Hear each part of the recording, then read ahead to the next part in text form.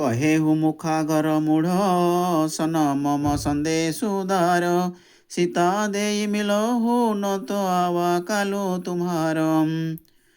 तुरत नाई लक्ष्मण पद माथा चले दूत बर न तो गुण गाथा।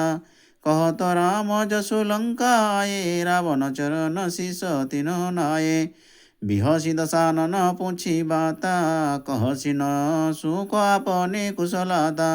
पुनि कहु खबरी विभीषण केरी जाहि मृत्यु आई अति नेरी।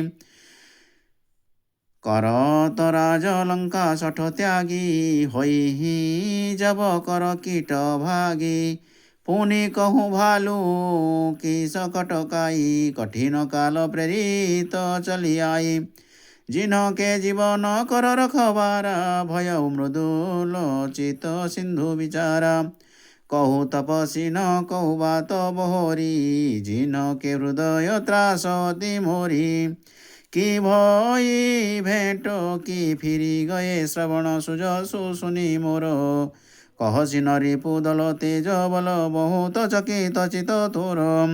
नाथ कृपा करी पूछे हूँ जैसे मानहु कहाँ क्रोध तजिते से।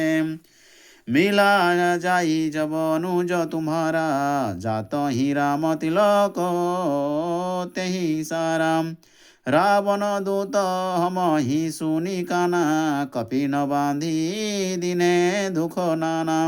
श्रवण नासिका काटूं लागे राम शपथ दिने हम त्यागे। पूछी हूँ नाथ राम कटकाई बदन कोटि शत बर निन जाई। नाना बर न भालू कपिधारी विकटा न विशाल भयकारी। जेहि पुरो दहेऊ हतेऊ सुत तोरा सकल कपि न मह तेहि बलु थोरा। अमित नाम भट कठिन कराला अमित नाग बल विपुल विशाला। द्विविध मयंद नील नलंगद गद विकटासी। दधिमुख केहरी निषठ सठ जामवंत बल राशि। एक कपि सब सुग्रीव समाना इन्ह सम कोटि न गनई को नाना। राम कृपा तोलित बल तिन्हि तृण समान त्रैलोक ही गनहि। असमौ सुना श्रवण दस कंदर पदुम 18 जुथ पवंदर। सियावर रामचंद्र के जय पवन सुत हनुमान जी की जय। जय जय जय जय सीताराम।